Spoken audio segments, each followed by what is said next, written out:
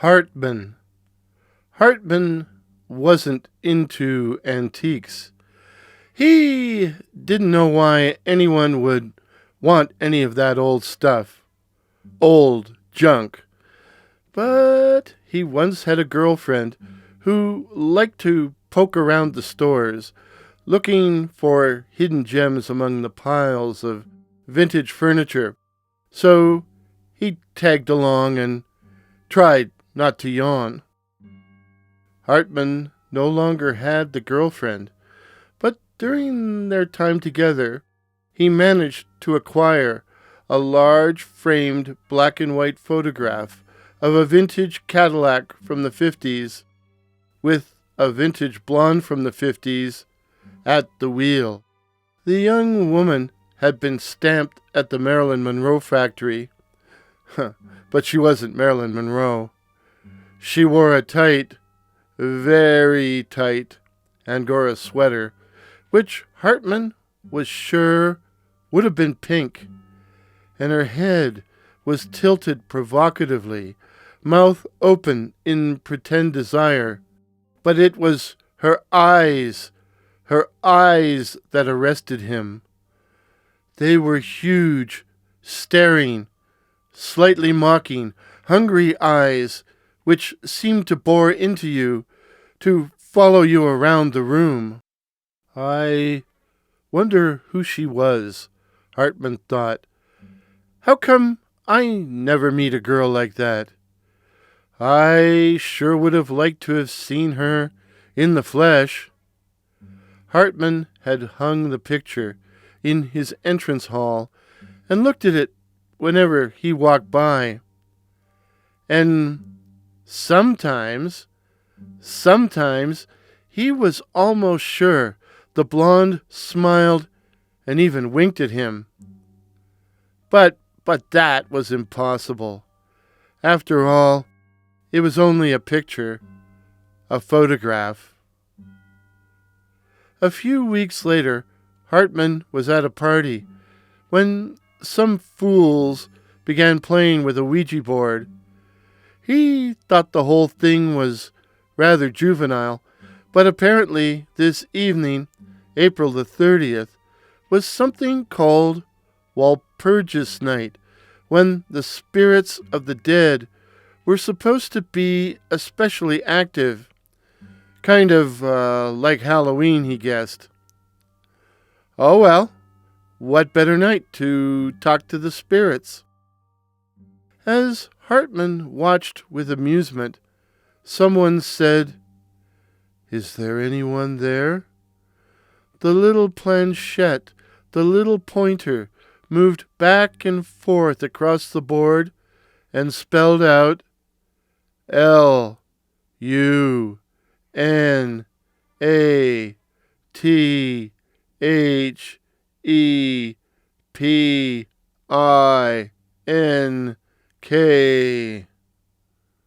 Luna the Pink. The next question was, "Who are you?" PICTURE.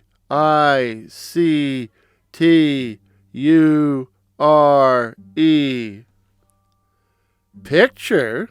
What picture? HARTMAN.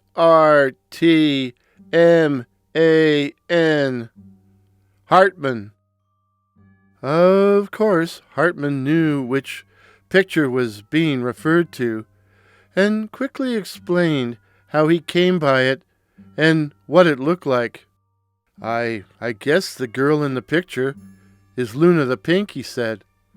"I always thought that sweater was pink." Hartmann was impressed in spite of his natural skepticism. He was even more impressed when the question, "Do you know Hartmann?" was answered LATER.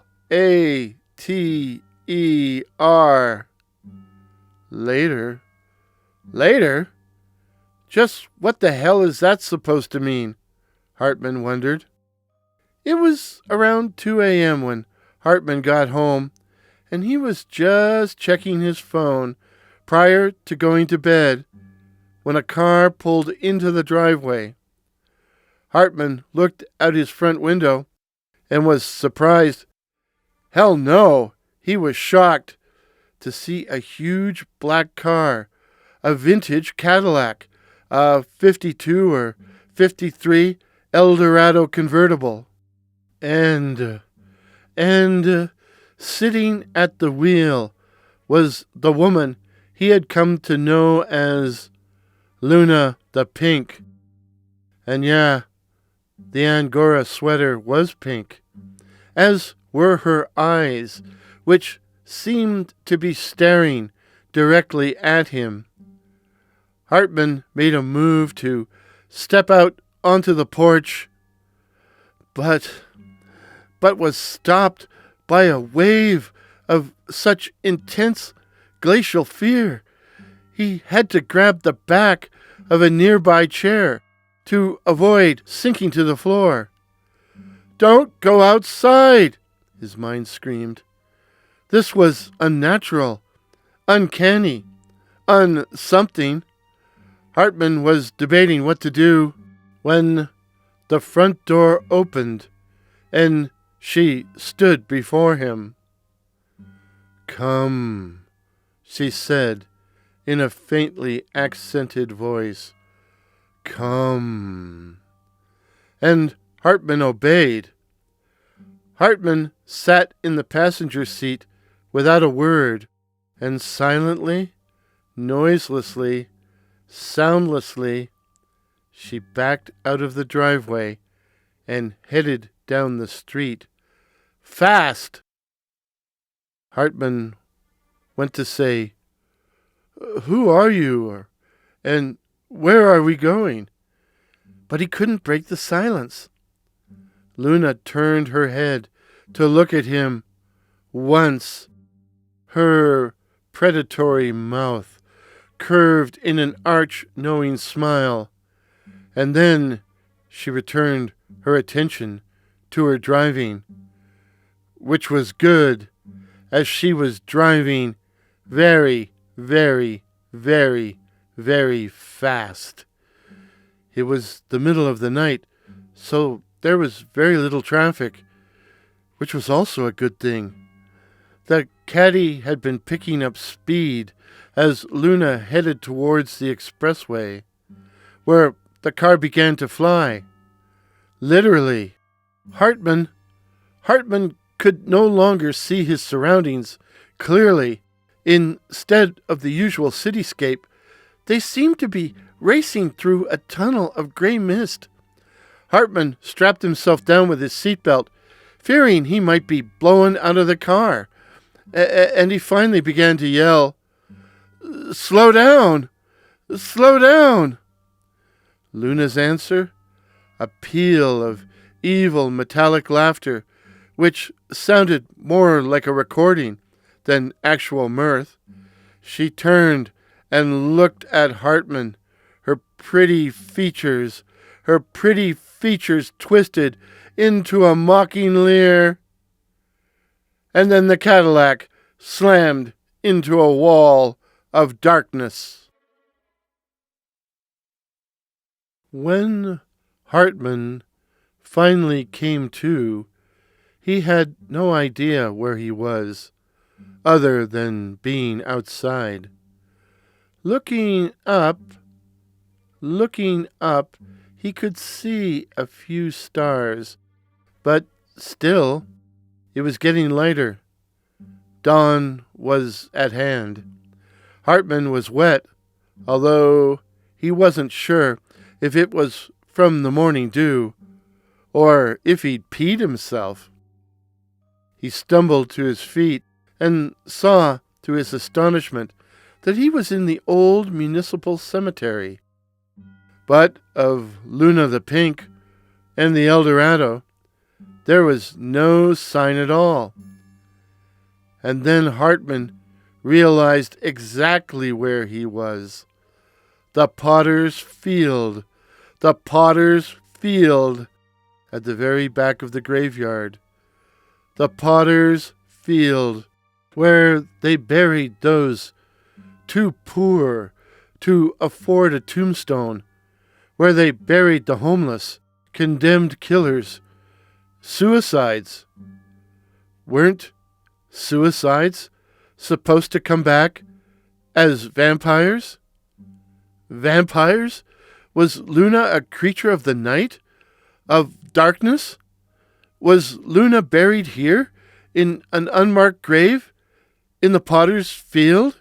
Suddenly, Hartmann remembered the date. April 30th, Walpurgis night, the night the dead were said to walk. Did they also drive? Nowadays, Hartmann stays home nights. He keeps his drapes shut tight to keep the night floaters, the black-eyed children, but especially Luna, from looking in. He goes to bed early, and whenever he hears a car out on the street, he pulls the blankets over his head. Oh, and the picture of Luna the Pink? He burned it!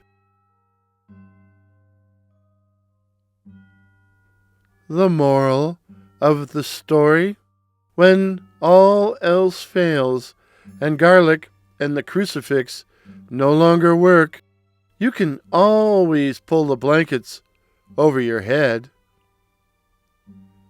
And a moral for guys like me. If a pretty girl, a pretty blonde in a luxury convertible offers you a ride, don't get in! Don't!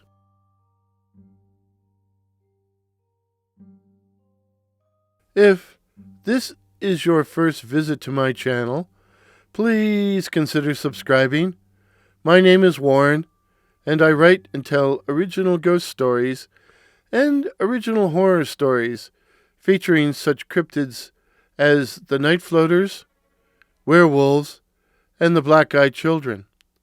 So again, please consider subscribing. Please! Oh, voice is going. Please help me to reach my goal of 2,500 subs. Till midnight. Cheers. Pictures and video used in today's presentation, courtesy of Dr. Curious. The story idea was from listener Brenda. Thank you very much, Brenda. Greatly appreciated. Hope you enjoyed the story. While the music was the classic Ghost Processional by that patron of the internet, Kevin MacLeod. You know, I thought up another gag moral that I was going to add here, but I've forgotten what it was.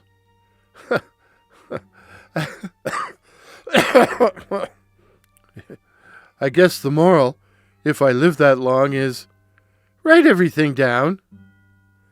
If you have any ideas for any amusing morals for this story, please add them in the comments below.